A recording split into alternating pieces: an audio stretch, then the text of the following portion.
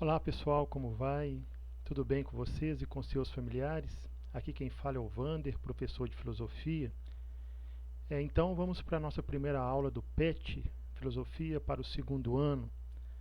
Nesse primeiro momento, nós vamos tratar sobre mito e filosofia.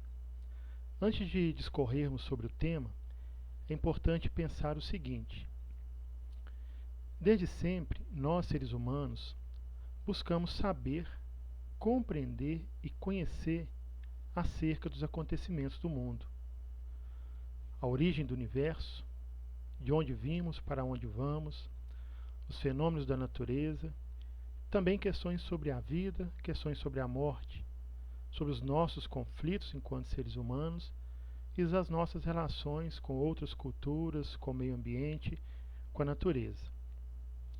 Frente a essas questões, ao longo da história, desenvolvemos alguns caminhos importantes para nos ajudar a compreender melhor a vida e tudo o que perpassa a nossa vida.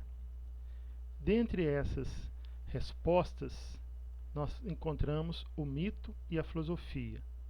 Também a ciência ou as ciências, a política, a arte, as religiões, também são caminhos criados por nós seres humanos para tentarmos compreender melhor um pouco sobre isso tudo. Então, agora vamos tratar diretamente sobre mito e filosofia.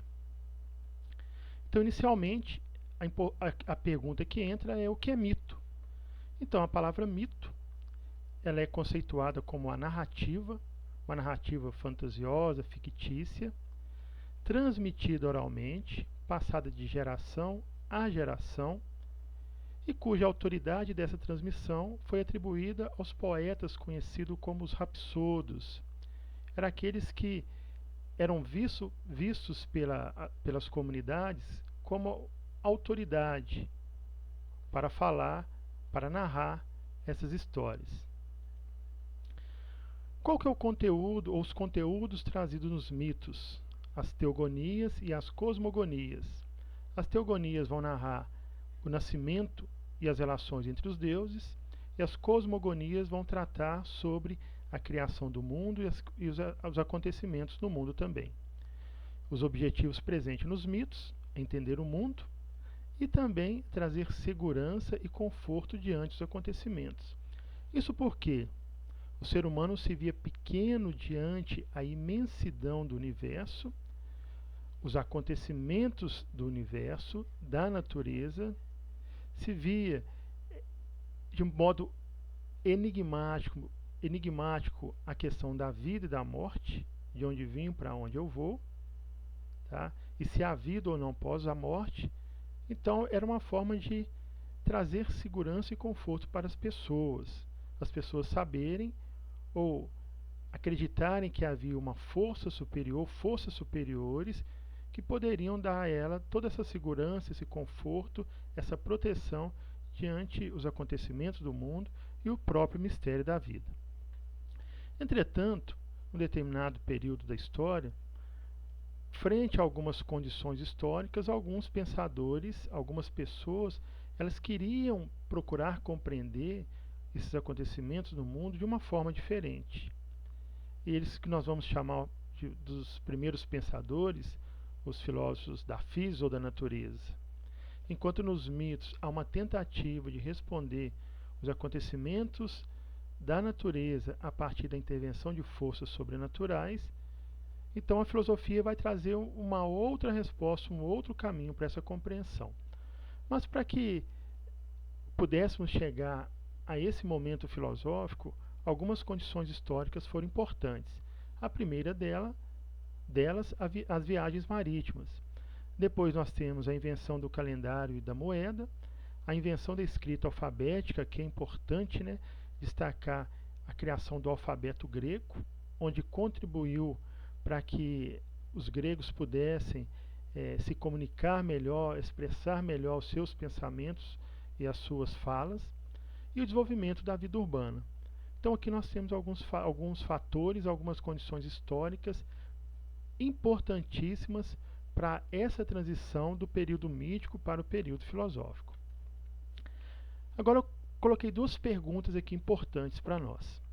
Primeira, por que o mundo filosófico de pensar, ou melhor, por que o modo filosófico de pensar, com recusa de verdades prontas e elaboração de novos conceitos, surgiu na Grécia? Por que a Grécia é considerada o berço da filosofia ocidental?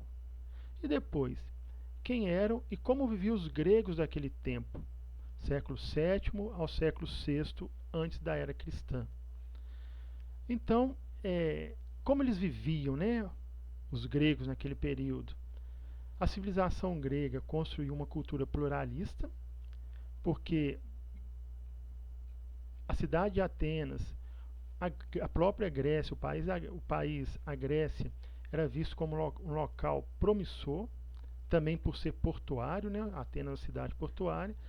Então ali iam e vinham povos de vários lugares, e nessas idas e vindas houve um encontro de culturas, ao mesmo tempo um choque de culturas, ao mesmo tempo que era uma ameaça para a cultura grega, mas do outro lado também houve um enriquecimento, agregou bastante para o crescimento e desenvolvimento da cultura grega. Depois, outro aspecto importante, os gregos eram estimulados a pensar por si mesmos, fazia parte das características deles. E, por fim, os gregos gostavam de discutir, polemizar, né? Era outra característica importante, tanto que nós sabemos que na Grécia haviam os locais públicos para o debate, para as discussões, conhecidos como a ágora, onde as pessoas, os cidadãos gregos, eles se reuniam para debater e discutir as questões da cidade, né? Questões que posteriormente poderiam se transformar em leis para organizar e direcionar a cidade. Então, a partir daí, desses acontecimentos históricos e dessas características do povo grego, por volta do século IX a.C., a filosofia ela surge com um objetivo importante, que era encontrar arqué, ou princípio primordial de todas as coisas. E quem queria encontrar arqué foram os pensadores conhecidos como os primeiros filósofos, os filósofos da physis ou da natureza, e também conhecidos como os pré-socráticos. Então, a filosofia surge com esse objetivo, encontrar esse princípio primordial ou a causa primeira de todas as coisas. Aqui é um aspecto importante. Enquanto nos mitos a causa primeira ela está atrelada aos deuses, às divindades, na filosofia há uma busca na própria natureza de encontrar essa causa primeira. Por isso os filósofos da física. Dentre vários filósofos importantes, como Parmênides, Demócrito, aqui eu destaquei três. Tales de Mileto, que vai atribuir a água como arqué. Nós temos Heráclito de Éfeso, vai falar que o fogo é o princípio primordial de todas as coisas. E Pitágoras de Samos, filósofo e matemático, vai falar que o cosmos é organizado através dos números. Então, claro que eles têm toda uma construção teórica para apontar o princípio primordial, mas aqui de modo bem básico, bem resumido. Outro fator importante também que não podemos esquecer, mesmo nessa busca, nessa tentativa de encontrar na natureza a arqué, ainda para os primeiros filósofos, eles eram esse princípio de todas as coisas era visto como algo divino. Claro que não com o conceito de divindade igual presente nos mitos, mas algo divino, por ser dali que onde surgiu e brotou todas as coisas, ou que organizou o universo. Então, a partir daí, vamos às definições. A palavra filosofia, etimologicamente, ela é definida como amor ou amizade à sabedoria. Posteriormente, ela foi adquirindo outros significados. Já em Aristóteles,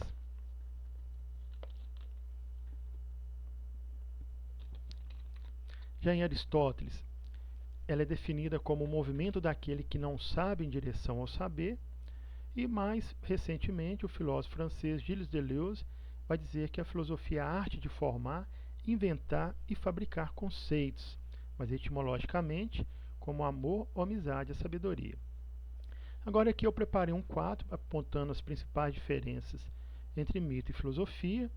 A primeira delas, né, o mito vai narrar as coisas como eram no passado, imemorial, longínquo e fabuloso, voltando-se para o que era antes que tudo existisse tal como no presente. E a filosofia vai procurar explicar como e por que no passado, no presente e no futuro as coisas são como são.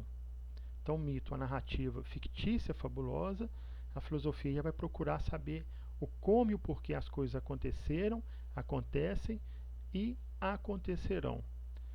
Depois, nos mitos, as narrativas vão ter como conteúdo as teogonias e as cosmogonias, né? Vai narrar as rivalidades ou aliança entre forças divinas, sobrenaturais e personificadas. Já a filosofia vai buscar explicar como as coisas aconteceram naturalmente, né?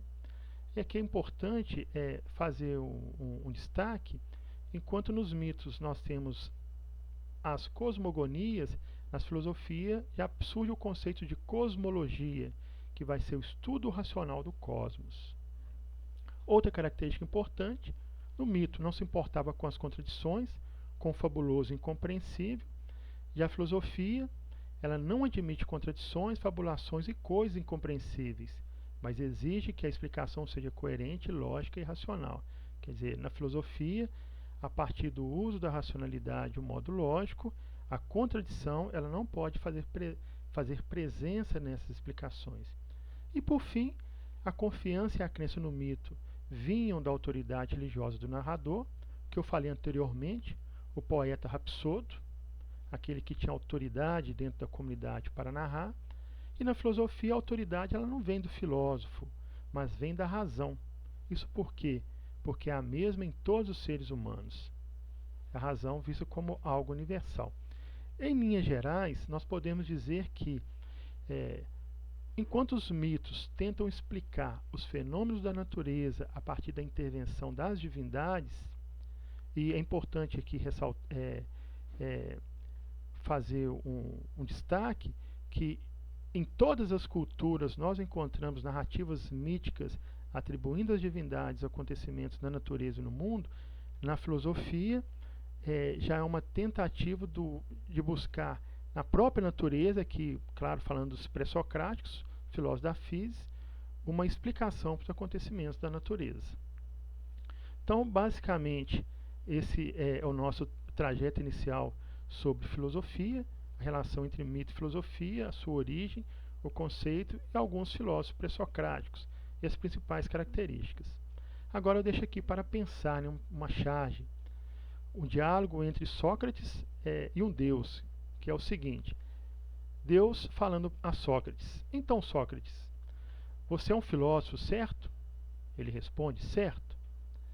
Que ótimo, pois eu sou Deus e possuo várias respostas para suas perguntas. Sócrates responde: que bom, pois eu possuo várias perguntas para sua resposta. Aqui essa charge vai nos mostrar essa relação entre mito e filosofia. No mais, não se esqueçam de fazer as atividades presentes nos PETs e estarei à disposição de vocês nos nossos horários de aulas presentes aí no cronograma distribuído pelas escolas. Um abraço a todos, cuidem-se e até logo.